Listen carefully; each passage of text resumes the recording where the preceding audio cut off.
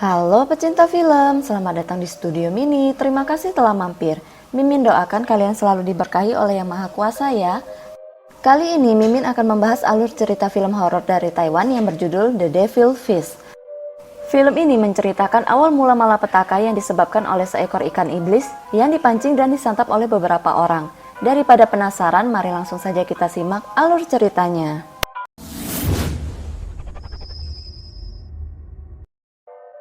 Diawali dengan seorang lelaki parubaya bernama Wen Xiong yang sedang memancing ikan di sungai. Ia berhasil mendapatkan ikan dan memasaknya bersama dua rekan lainnya untuk disantap bersama. Tiba-tiba angin berhembus. Terdengar bisikan-bisikan halus menanyakan apakah ikannya enak, lalu memanggil nama Wen Xiong. Mereka terlihat sangat terkejut yang ternyata suara tersebut berasal dari ikan yang berada di atas panggangan itu. Satu persatu mengalami hal aneh dari yang muntah-muntah hingga membenturkan kepala di atas batu. Dan yang terakhir roh jahat itu keluar dari ikan dan masuk ke tubuh Wen Xiong. Chun Kai, anak dari Ce Cheng, memimpikan monster hitam menyeramkan yang sedang ingin mencari Dewa Macan. Terdengar di televisi ada tragedi pembunuhan terhadap 6 anggota keluarga yang dicekik dengan kantong plastik. Dan ternyata pelakunya adalah Wen Xiong, si bapak yang kerasukan roh jahat tadi. Terdengar Ce Cheng yang sedang melafal mantra. Ia memiliki kemampuan untuk mengusir roh halus dengan sesuatu yang ia percaya sebagai Dewa Macan. Dua bocil datang tanpa takut dan merekam ritual pengusiran setan yang sedang berlangsung. Ritual itu berjalan dengan lancar dan si pemuda bisa terbebas dari roh jahat. Asisten Ce Cheng melihat dua bocil dan menyuruh mereka keluar.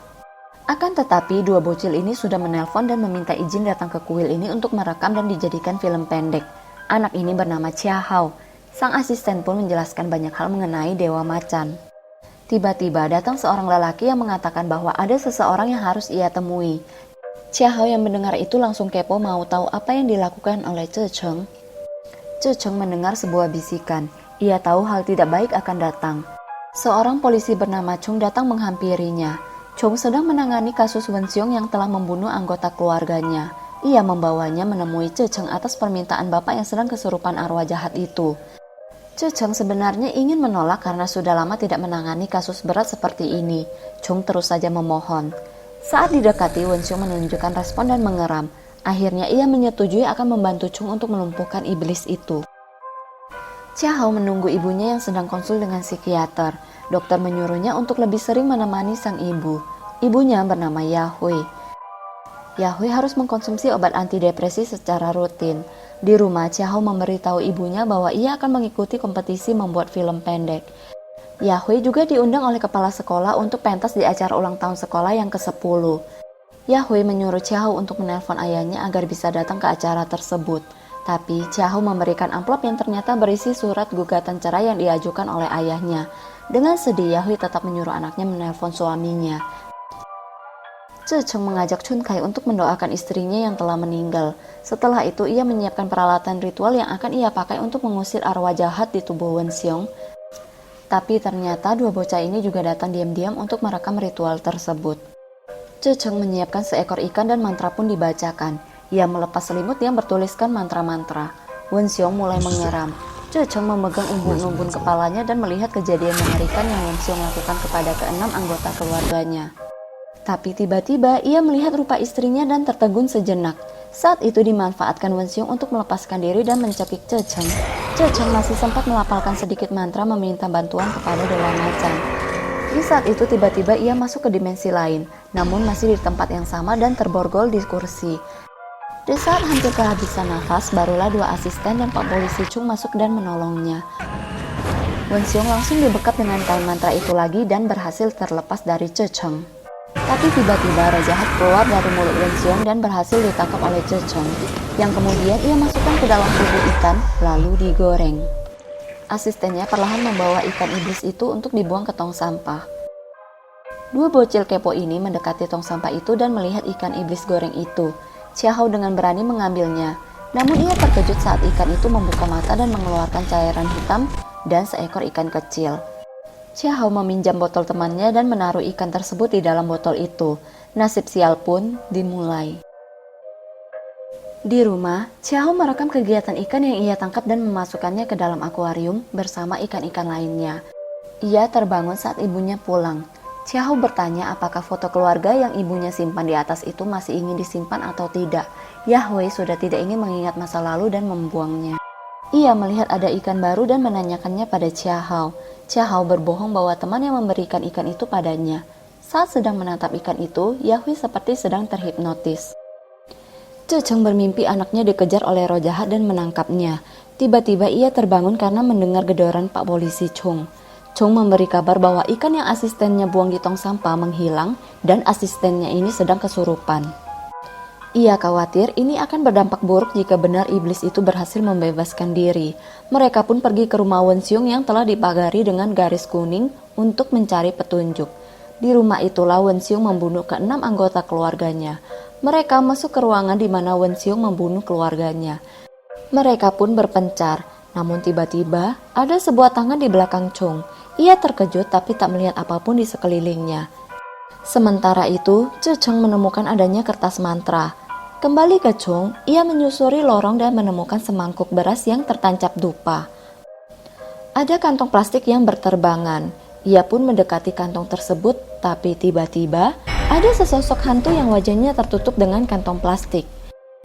Hantu itu membekap Chung dengan kantong plastik.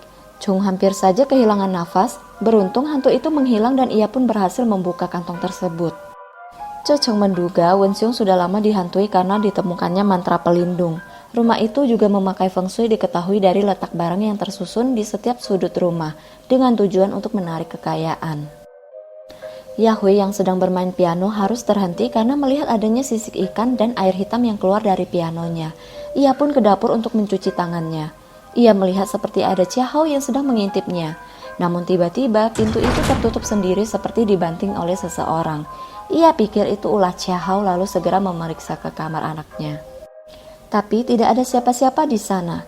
Saat berbalik badan ia melihat suaminya yang sedang berdiri di depannya dan menatapnya dengan tajam. Xiao yang baru pulang memanggil ibunya dan seketika penampakan suaminya pun menghilang. Tapi alangkah terkejutnya mereka berdua. Ruang tamu seperti telah diobrak-abrik dan foto keluarga mereka pun terpasang kembali di sana. Xiao menuduh ibunya yang melakukan semua itu. Yahweh hanya bisa terbengong dan mengatakan bukan ia pelakunya. Chung mengajak Cecheng ke rumah guru feng shui yang pernah dipakai oleh Wen Xiong. Guru itu sudah pensiun dan hanya cucunya yang bernama Mei Hua yang tinggal di rumah itu. Mei Hua menyebutkan jika neneknya tidak pernah menggunakan mantra-mantra berbahaya. Saat ditanya mengapa neneknya membantu keluarga Wen Xiong, ia hanya menggeleng dan memberikan catatan ramalan yang dibuat oleh sang nenek. Ramalan itu mengatakan bahwa dari keluarga itu ada seorang anak yang tidak beruntung. Ternyata saat malam kejadian, istri Wen Xiong pernah menelpon dan diangkat oleh Mei Hua. Istri Wen Xiong mencari sang nenek yang memang kebetulan nenek saat itu sudah pensiun. Si istri menangis ketakutan sambil berkata suaminya kesurupan. Belum sempat berkata-kata, Wen Xiong datang dan membekap sang istri dengan kantong plastik. Mei Hua mendengarkan semua kerusuhan itu di teleponnya dan tidak bisa berbuat apa-apa. Chung dan Cecheng kembali ke rumah mengerikan itu. Mereka melihat seperti ada yang membawa sesajen ke rumah itu. Cecheng melihat ada keanehan di sebuah tembok yang ternyata itu bisa dibobol dan menembus ke sebuah ruangan. Mereka masuk dan menemukan beberapa keanehan. Salah satunya gambar ikan di tembok serta sisik aneh yang berada di atas ranjang. Chung menemukan catatan medis seseorang yang ternyata itu milik putra Wen Xiong. Dari situlah diketahui putra Wen Xiong mengalami penyakit langka. Saat sedang senggang, Yahweh membersihkan akuarium itu. Ia yang selesai beberes rumah terkejut saat melihat ruang tamunya berantakan kembali, begitu pula dengan akuarium yang kotor lagi. Ia berpikir mungkin ia sedang berhalusinasi dan meminum obat antidepresinya. Saat itu ia semakin ketakutan melihat wajahnya yang bukan dirinya di cermin. Di saat yang sama ada seseorang di balik tirai kamar mandi yang memanggil namanya. Ia yang ketakutan berjalan keluar dan melihat ruangan itu sudah rapi lagi. Ada video recorder tergeletak di meja. Di sana terekam Xiao bersama ayah dan pacar sang ayah merayakan ulang tahun bersama. Mereka terlihat sangat bahagia yang membuat Yahweh semakin sedih dan merana.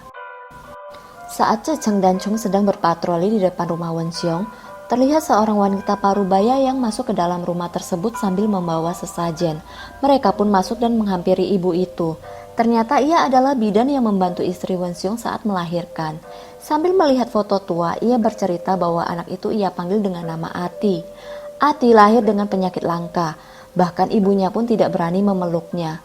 Apalagi sang ayah yang malu memiliki anak seperti itu, sehingga Ati dikurung di dalam kamar pengap tersebut.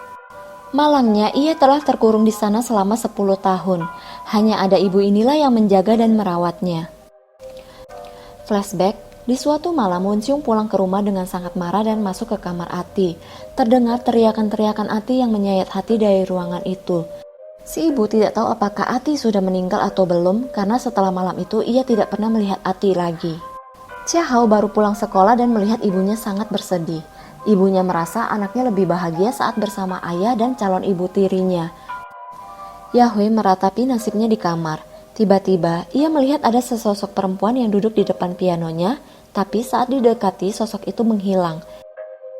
Namun saat ia membalikkan badan,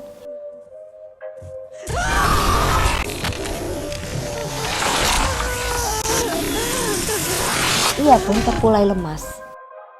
Kita lanjut part 2 ya guys.